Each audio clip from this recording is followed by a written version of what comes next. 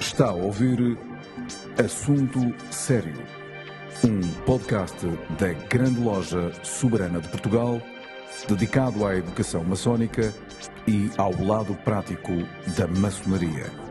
Levamos a todos vós um programa para maçons e não maçons, onde serão abordados temas maçónicos e profanos numa perspectiva maçónica.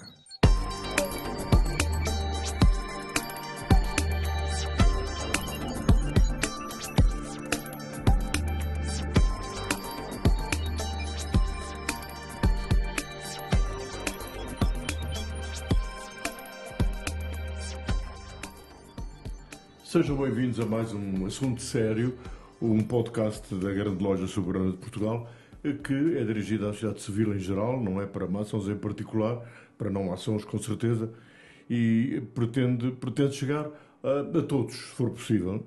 Eu sei que não chega a todos, mas chegar ao maior número possível de pessoas é muito bom para nós. E por isso é um assunto sério, e aqui estamos com um período normal de tempo a entrevistar pessoas que justificam acrescentar alguma coisa aos assuntos sérios que já trouxemos a este podcast. Eu hoje tenho uma particular alegria de poder falar com o João Almeida, que conheci há uns anos atrás e trabalhámos juntos, não na mesma área, mas juntos, na TSF. Eu não sei se foi aí exatamente que o João começou a sua atividade radiofónica, foi aí. E, enfim, depois disso já andámos muito caminho. De tal forma que o João agora está na Antena 2, é o diretor da Antena 2, e tem um programa chamado Quinta Essência, que ouvimos rigorosamente ao sábado, ou à quinta-feira, ao sábado de manhã e à quinta-feira em repetição, e onde se faz aquilo que é fundamental fazer, que é dar a conhecer às pessoas um indivíduo, uma personalidade, um percurso, como o João diz, um ofício, um legado, um evento e uma época. E recebeu um prémio por isso. Justo, João. Começo por aqui. É sempre bom falar com alguém da rádio e ainda por cima, quando esse alguém da rádio é reconhecido pelos seus méritos. Muitos parabéns, João. Ora, Cássio, eu que agradeço. Estou a falar com um vulto da rádio e, portanto, é um prazer estar aqui. Fico muito feliz, sobretudo por isso, porque podemos conversar um bocadinho sobre rádio, e a rádio é uma atração enorme. Eu não sei o que é que a rádio representa para o João, mas para mim representou tudo na vida. Não sou eu que estou a ser entrevistado. Pergunto-lhe para si o que é a rádio. Para mim é uma coisa humana. É uma forma de pôr... É a pessoa sem ruído. Porque, por exemplo, a televisão é o mundo das pessoas com ruído. Isto é, há muitas coisas que distraem. Eu acho que consigo saber mais do Fernando ouvindo-o na rádio do que vendo-o na televisão. Porque na televisão há muitas coisas a distrair. Eu lembro de uma vez de um fotógrafo, um grande fotógrafo em Portugal, o Castelo... Agora está-me a escapar o nome dele. É um dos principais fotógrafos veterano, que já não está entre nós, mas que fez da fotografia uma arte do tempo. Ele ficou conhecido no tempo dos grandes fotógrafos do Robert Capa e do Henri Cartier-Bresson. E ele dizia que não gostava de fotografias a cores, porque dizia que a cor distraía, era ruído. As pessoas começavam a olhar para a cor e depois não olhavam para a substância. E eu pego um bocadinho nessa analogia para falar entre a diferença entre rádio e televisão. A televisão distrai. Há muita coisa que é oferecida aos olhos e distrai às vezes daquilo que é essencial. Ao passo que na rádio só temos a alma, quer dizer, é uma coisa nesse sentido mais verdadeira. As pessoas não estão tão preocupadas com o seu aspecto e com o tal ruído, a tal cor, estão sim preocupadas com a ideia, com as palavras, com a comunicação. E nesse sentido, a rádio é mais humana. É onde podemos ser mais nós. Andamos mais próximos. Quando fazemos uma entrevista, para a rádio, não quer dizer que seja matematicamente sempre assim, porque há grandes entrevistas também na televisão, mas talvez seja mais fácil chegar ao âmago de uma pessoa através da rádio do que através da televisão. Através da televisão é uma coisa muito complexa, é um jogo, por assim dizer, com muitas variáveis e onde a palavra e as ideias são apenas um dos ingredientes. Há muitos outros ingredientes. E podem distrair. A rádio é preto e branco. Certo. Naquela dicotomia entre a fotografia a cores e a preto e branco, a rádio é o conteúdo. É mais o conteúdo. Também tem forma, também tem. Que o diga o grande comunicador. Portanto, também tem uma técnica e também tem o comunicar melhor e pior e passar a mensagem melhor ou pior. Mas o cerne é a substância. E as pessoas na rádio vão, sobretudo, atrás da ideia e do conteúdo, mais do que da forma. João, e se eu disser que a rádio chega onde a televisão não chega, estou a dizer a verdade? Sim, num sentido interessante. Porque, quando eu fui repórter, em muitas situações, percebi que as equipas de reportagem da televisão estavam extremamente limitadas e mais deterioravam, condicionavam o sítio onde eu estava, coisa que o homem da rádio não condiciona. Consegue aproximar-se muito melhor da realidade, consegue falar com as pessoas sem elas estarem com aquela influência de estarem a falar para a televisão. Anda mais próximo da verdade, porque há menos teatro, por assim dizer. Na televisão há muito teatro, há imenso teatro. Toda a gente está a representar para a televisão. A rádio consegue fazer uma aproximação mais humana e, nesse sentido, o repórter da rádio consegue perceber melhor o que está a acontecer, porque é mais discreto, num certo sentido, do que a televisão, que, onde quer que apareça, provoca uma espécie de um charivari que distorce o lugar onde aparece. Claro que um bom repórter televisivo não afeta o espaço onde ele está, mas isso não é fácil, é mais difícil. Na televisão há mais probabilidade de haver representação e teatro e construção, falso, portanto, do que na rádio. O que é curioso, porque o espectador atribui mais credibilidade àquilo que vê. Sim. Do que aquilo que ouve. Aquilo que ouve ele acredita que pode estar a ser truncado. O que vê, ele acha que é a mesma verdade. E quando muitas vezes o que acontece não é isso. Quando muitas vezes o que acontece é naquilo que está a ser visto, é uma construção. É uma... Por exemplo, quantas vezes na sua atividade como realizador de televisão, um repórter de televisão, não vê um repórter, por exemplo, de imagem, a construir autenticamente uma cena, a dizer uma pessoa vai ali e volta e quando vai para e... Cinema, quase. Isso em rádio isso não é necessário. Em rádio não há uma cinematografia, uma construção teatral da realidade. E em televisão isso acontece com muita frequência. Não quer dizer que seja sempre. Ou seja, há um grau documental do vídeo, da imagem filmada, que, quando é bem feito, é uma prova incrível. Lembramos sempre daquele caso que aconteceu em Timor, no cemitério de Santa Cruz. Aquilo só teve um efeito diferente porque foi filmado, porque se fosse apenas narrado por um radialista não tinha tido a importância, o impacto e a consequência, não se tinha percebido o que lá tinha acontecido, só se percebeu porque foi filmado. Portanto, não estou a querer dizer que a filmagem não é relevante, mas levanta muitos desafios, nomeadamente sobre a construção e a manipulação. E, no fundo, é a voz do repórter que vale por tudo. Certo. Se não for a palavra, não tem mais nada. Certo. É isso mesmo. Mas é uma grande responsabilidade, porque só certo. Tem isso. Só tem a palavra, não tem mais nada. Certo. É o testemunho. Claro. É o testemunho. E da mesma razão que, pronto, na justiça o testemunho é uma prova importantíssima, portanto, o repórter na rádio é testemunha. E funciona como testemunha. E mais, ele movimenta-se de uma forma discreta e consegue ver as coisas de uma forma isenta porque não interfere no sítio, naquilo que está a ver. Ele consegue passar mais despercebido. E pronto, não é só ele. O jornalista de agência também consegue. E um jornalista também de jornal também consegue. O que é interessante, porque as pessoas acho que até acreditam no contrário. Acreditam que No jornalismo escrito há mais invenção e há mais teatro, digamos assim, mirambulante, e na rádio assim, e na televisão tudo é verdadeiro. E às vezes, e nós sabemos que isso não é verdade. Sabemos que muitas vezes a realidade está mais próximo de ser bem testemunhada por um homem da rádio do que por um homem da televisão. Tem razão, João. E isto é curioso, porque dois homens da rádio a falar um com o outro descobrem uma série de coisas. Eu estou a lembrar-me quando entrei para a rádio, para a emissora nacional, não havia televisão. Houve no mesmo ano. Certo. Houve no mesmo. Então a rádio para mim era outra coisa. Então, Naquela altura a rádio era tudo. Era o único elemento de comunicação, para além dos jornais. E era um mistério.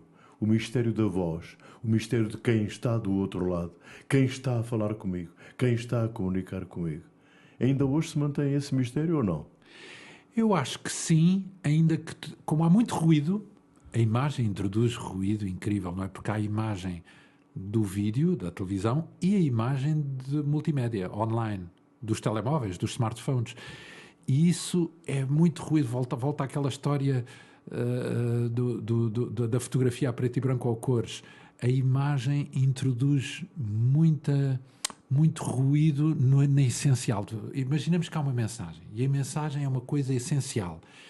E às vezes a imagem, que até se diz que uma imagem vale 1000 palavras, não é? Às vezes ocorre-me o contrário, que é uma palavra vale 1000 imagens. E às vezes as imagens têm ruído a mais. Claro. E o mundo contemporâneo, nesse sentido, é interessante porque a voz da rádio entra imaculada, direitinha, quando é bem utilizada, na mente do ouvinte, ao passo que no mundo de multimédia a imagem já não é só o repórter que entra, é imensas outras coisas que entram na cabeça do espectador. João, eu tenho uma formação cultural, radiofónica diferente. E a pergunta que eu lhe vou fazer vai rapidamente perceber que encerra aqui uma dúvida que pode para si não ser dúvida, para mim é a importância da voz na rádio. Subsiste ou não? É que no meu tempo era fundamental. Eu acho que só a voz, tudo só, não. Claro. Portanto, o que acontece é que as grandes vozes que foram referência, ou do Pedro Moutinho, da Maria Leonor, a sua, por acaso, as pessoas que cuidaram do relato desportivo, como é um relato em tempo real, extremamente dinâmico, em que as coisas acontecem de supetão, tinham que ser e foram grandes vozes que cuidaram desse relato, porque senão não se perceberia nada daquilo que estavam a dizer. Foram grandes repórteres, no sentido literal, de em pouco tempo, de uma forma extremamente dinâmica, conseguirem descrever o que está a acontecer naquele instante e, ao mesmo tempo, com uma grande clareza, para não criar confusão na cabeça das pessoas. E, portanto, nesse sentido, uma grande voz ainda continua a ter um efeito extraordinário. E eu gosto de ouvir vozes como a sua, por exemplo. Que bom. Sim, claro, é um vozeirão incrível e que torna tudo credível, onde se percebem as palavras e o valor das palavras. Agora, também há aquela voz seráfica e engravatada que não é adequada, não é? Tem que ser uma voz bem temperada, e quando bem temperado não é só o timbre bonito e bem colocado. Precisa de comunicar. E a comunicação já não é só voz. E até pode haver uma voz menos colocada, menos convencional, mas com uma boa capacidade de comunicar. E isso também aconteceu na história. É o mesmo que na canção. O Vinícius de Moraes não tem um vozeirão, e o Chico Buarque também não tem vozeirões, mas aquilo entra bem porque é adequado à música que nós estamos a ouvir. E portanto, as vozes não se medem aos palmos nesse sentido. Portanto, como na canção também. O que nos consegue tocar não é necessariamente a melhor voz, mas sim a que comunica melhor. E isso ainda é um mistério. Digamos, a teia da comunicação ainda é um mistério, porque tem a ver com a emoção. tem a ver com a emoção. E aí, mas também contra o timbre, vamos cá ver. Eu não gosto daquela retórica que ignora completamente a técnica vocal, o dizer bem as palavras inteiras e construir bem em bom português. Eu acho que isso é um erro. Imaginar que a rádio pode ser feita, digamos, com uma perna às costas, porque o que interessa é que a pessoa esteja ali muito entusiasmada. Eu não estou de acordo com isso. Tem que ser bom português, as palavras inteiras, tem que ser exemplar. E por isso, a voz é importante. Muito bem. Antena 2. Antena 2 teve uma evolução muito curiosa, muito interessante.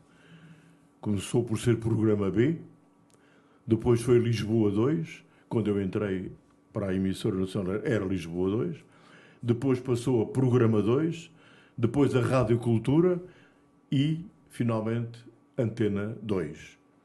E ainda bem que esta Rádio Cultura permanece na ideia e que o espírito da Lisboa 2 que eu conheci ainda permanece na Antena 2. Ou seja, a substância, a música erudita, o bom texto, a mensagem, como o João diz, que é essencial passar. É essa a sua preocupação, número 1, como diretor? Sem dúvida, é o canon, ou seja, é aquela cultura que o tempo já provou, e por isso é que vamos à música clássica. Hoje em dia, a cultura erudita não está confinada à música clássica. Existe música no nosso tempo que já faz parte da música erudita. Eu lembro-me que, por exemplo, um dos programas que nós tivemos gosto em realizar chamava-se Verão Piaf. A música francesa, a canção francesa, hoje é canon. Portanto, se ouvirmos o Charles Trenet ou se ouvirmos a Edith Piaf, era o que estava implícito na designação do programa, hoje é canon. Hoje podemos até entender muito do que ouvimos hoje à luz dessa música que já passou. Portanto, temos que rever constantemente o que é o canon, porque não podemos fixar de uma forma imobilista o canon. O canon está a acontecer e temos que estar atentos a isso. E, portanto, uma rádio que queira respeitar o passado tem que respeitar também o presente. Tem que ter a cultura também do nosso tempo. Não pode ter apenas a cultura do passado. Agora, é um desafio, porque não é fácil destrinçar no nosso tempo qual é aquela cultura que vai perdurar, que não vai ser a tal espuma apenas temporária. Isso é difícil fazer essa avaliação, porque quando falamos do Bach ninguém tem dúvidas, e do Beethoven e do Mozart ninguém tem dúvidas que é canónico. Mas quando falamos de coisas mais atuais, do jazz ou mesmo da música contemporânea, pronto, já há mais dúvidas, mas é um exercício que tem que ser feito. Não podemos deixar de atender e incluir a cultura contemporânea e a cultura do nosso tempo nessa equação de preservação do canon. O canon inclui a cultura do nosso tempo. Está de acordo com a existência da rádio serviço público? Completamente. O serviço público entendido no canon, no arquivo, o respeito pelo arquivo, porque é a história. E a história é serviço público. É as pessoas perceberem a gênese, a origem. Porque se perceberem a gênese, até criam melhor, inventam melhor e planeiam melhor, prever melhor. E criam melhor, porque percebem o ponto a que já chegou a criação e é a partir desse ponto que vão criar. E não presumindo que ainda não foi criado, só por ignorância é que podem... E, portanto, é muito importante o canon. A diversidade é importantíssima, é própria do serviço público. Sei lá, um exercício simples. Comparar a playlist da Antena 1, que é um canal generalista da rádio pública, com a rádio comercial. Eu não conheço os números concretos naquele sentido de dizer que são 250 temas de música que tem a rádio comercial e não sei quantos, mas eu tenho a certeza que a quantidade de músicas que passa na Antena 1 é muito superior, é 4 vezes mais do que na rádio comercial, porque na rádio comercial vivem do público e da necessidade da audiência, porque sem isso a rádio não sobrevive, e para garantir essa audiência fazem um estudo sobre a música e sobre as peças, as músicas que recolhem a preferência do público e insistem nessas músicas porque é assim que conseguem atrair a atenção das pessoas.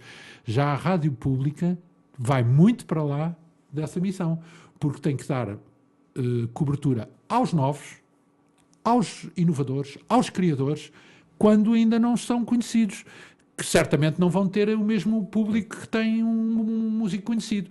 E, portanto, é interessante porque as playlists das rádios públicas são muito mais diversas e em muito mais quantidade e com muito maior diversidade do que dos canais comerciais. É uma das distinções mais características do serviço público. É a diversidade. E aplica-se a tudo. Aplica-se, a sua área foi o desporto, aplica-se ao desporto. Porque não é aceitável que haja uma cobertura desportiva que deixe de fora, por exemplo, porque que há relatos na rádio pública que não passam, porque nas rádios comerciais só passa o Benfica Sporting Porto. É verdade. Pronto.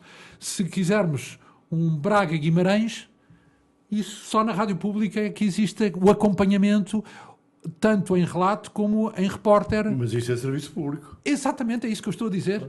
Ou seja, o serviço público preocupa-se com muitos públicos e não com o grosso do público. Preocupa-se com todos. E, portanto, tem que servir outros desportos que não são apenas a bola, o futebol, tem que servir desportos que não mobilizando tantas pessoas também fazem parte do serviço público e na informação e em aspas. Tem que ter uma cobertura, vamos supor, nas eleições de outros partidos que um canal privado não tem que pôr. O canal privado pode só pôr os dois principais. Mas é impensável que num canal público não haja os outros interlocutores da política.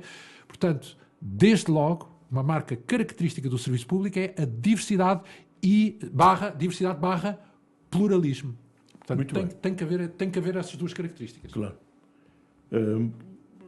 Digamos que isto é algo que as pessoas comentam muito, ou comentavam, que com o advento da televisão, com a criação da televisão, a rádio ia perder protagonismo, ia perder o seu meio, a sua forma de chegar às pessoas. No princípio terá acontecido um pouco isso, não tenho dúvida, mas atualmente não acontece. Atualmente há um fenómeno estranho que não sabemos muito bem onde vai parar, é a chamada convergência. Ou seja, todos tendem a explorar caminhos que vão parar mais ou menos todos ao mesmo sítio. Porque a televisão tende a fazer a sua oferta também em plataforma e no digital. Pumba, vai parar aos computadores. Os jornais tendem a fazer sites também com vídeos e com fotografias, não sei o quê, pumba, vai parar ao multimédia, aos computadores. A rádio também tende a pôr, também já a filmar, não sei. Portanto, há ali uma convergência nítida porque o digital permite juntar num único meio, e às vezes é num telemóvel, num smartphone, tudo. Está a falar do futuro? Estou a falar no presente já, porque os meus filhos, que têm 20 e tal anos, já consomem, o que consomem já é maioritariamente num computador. Já não é nem na televisão, nem na rádio, nem no jornal. Portanto, a nossa tríade, da nossa geração, a sua ainda era do tempo que não estava à televisão. Exatamente. É isso mas mesmo. Pronto, mas o Fernando testemunhou tudo. Tem uma experiência incrível, porque testemunhou a fase da imprensa, da rádio, em que a rádio era dona completamente, da televisão, e agora é testemunha do digital e do mundo da multimédia. Pronto. Eu acho que a rádio sempre teve jeito para se adaptar, porque ela é ágil. A rádio é ágil. Não é preciso muito. Poucas pessoas conseguem fazer um programa de rádio. Claro. E vão longe, porque conseguem ir longe. E nesse sentido, essa agilidade foi um trunfo da rádio. Com uma equipa pequena e com meios rudimentares, vamos ao fim do mundo. Ao fim da rua, ao fim do mundo, como dizia a TSF. Claro. Pronto, a televisão é tudo muito mais caro, muito mais complexo e quando vai afeta, como já falámos, pode afetar o meio, ao passo que a rádio entra discreta e descobre as coisas discretamente. Pronto, a rádio tem essa capacidade de se adaptar. E a malta da rádio é desenrascada, desculpa a expressão.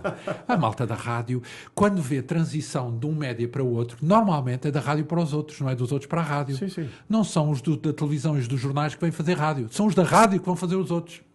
Porque há uma espécie de uma agilidade, de um desenrascanço que o pessoal da rádio tem, e isso é interessante, porque quer dizer que são tropas especiais dos média, digamos assim, são os especialistas dos média, e adaptam-se bem. Agora, não há dúvida de que o digital levanta, sem dúvida, desafios para todos, inclusive para a rádio. A rádio está a preocupar-se em fornecer os seus conteúdos também, e vamos cá ver, onde é que nós estamos agora?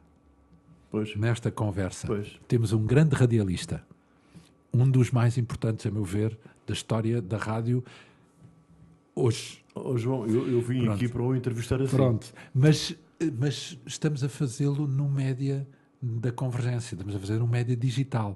Este programa não vai para o ar numa emissão de rádio, vai para o ar em quem nos procura na internet. Isto é uma inovação. Pronto, é por isso é que eu digo, eu acho que não há dúvida de que o mundo digital, ao permitir a consulta de conteúdos à la carte, isto é, não é linear, porque qual é o problema da rádio e da televisão? É que sentamos-nos e o que lá estiver é aquilo que a gente consome.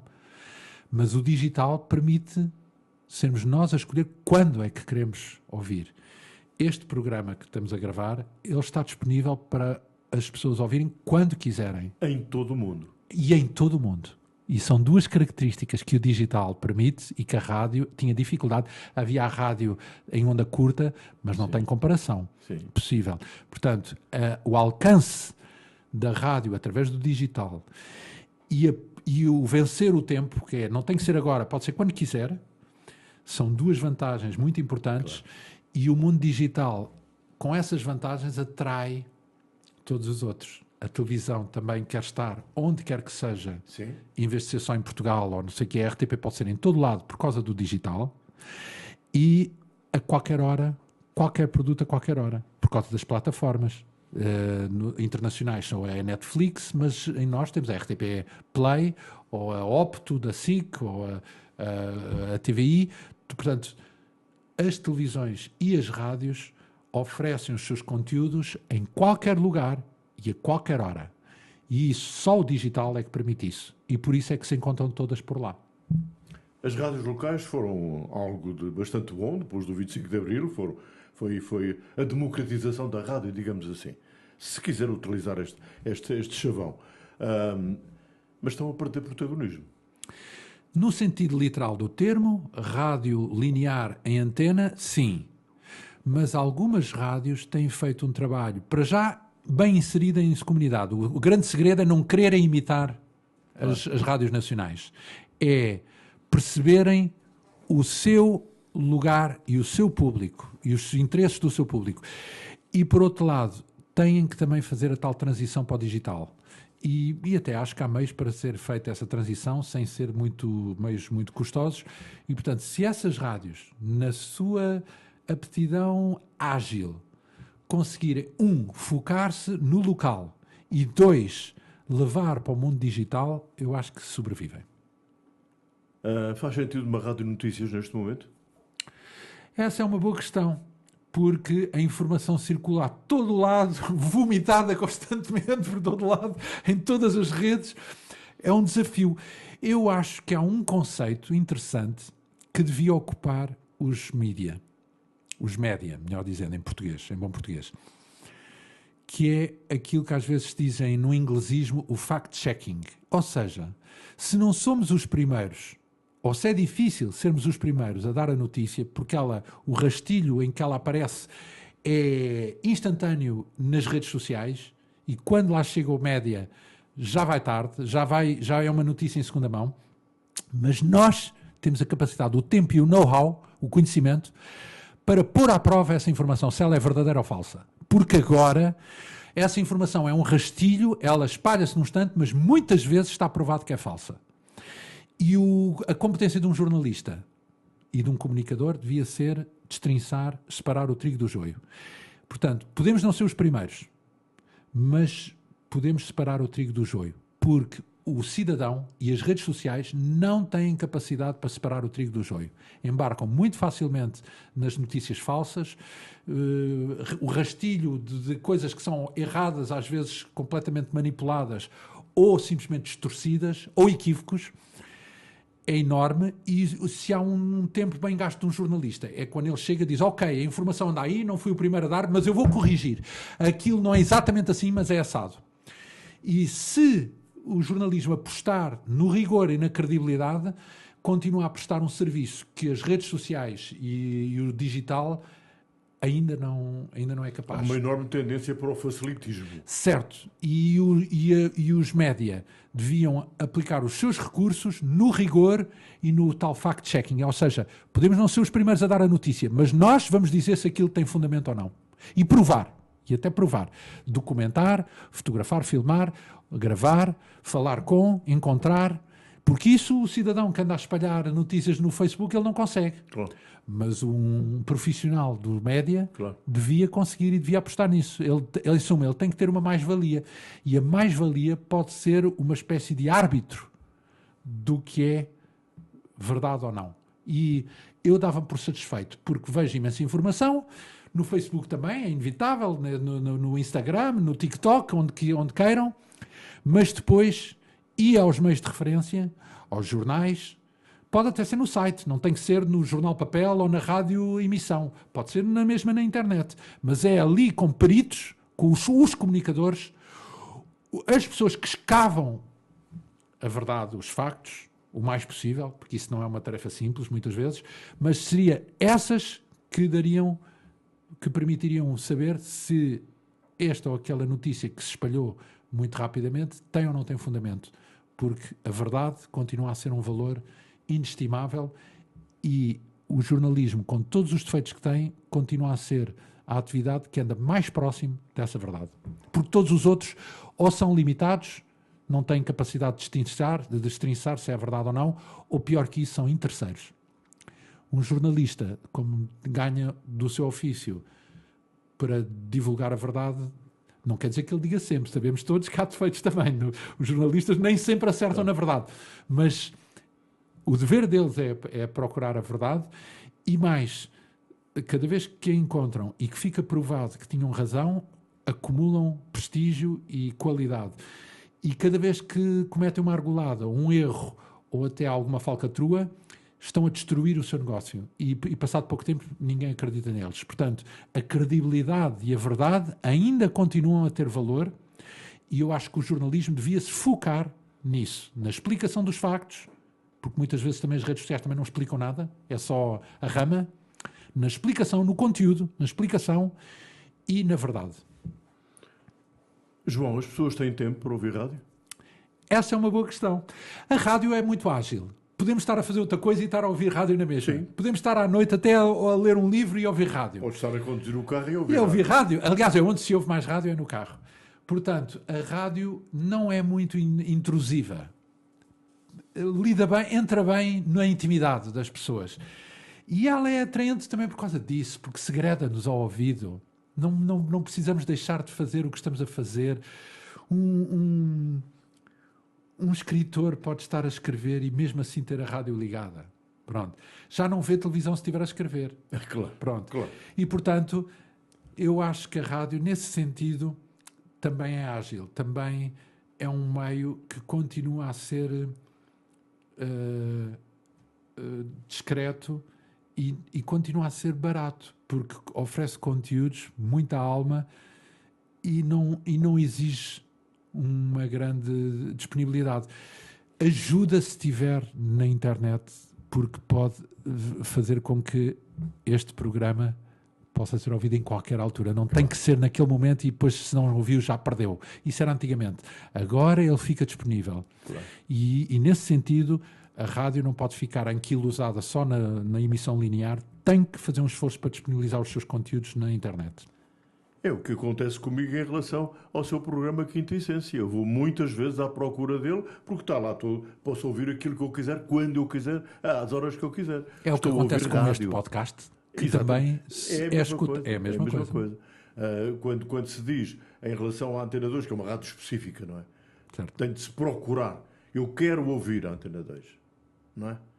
É assim. Acho que o ouvinte da Antena 2 faz isto. Eu quero ouvir. Certo. Mas tem essa facilidade também de ir ao computador e ouvir lá. E ter lá. Não precisa de ter o aparelho em casa, seja o que for, o transistor ou o que for. Certo. A rádio, o serviço público, tem que se preocupar em disponibilizar os seus conteúdos em qualquer lugar e em qualquer altura. Portanto, a rádio continua a ter presente e futuro. Certo. Tem que se adaptar, tem sabido adaptar-se, não é muito cara, é das mais baratas, agora, é das mais baratas.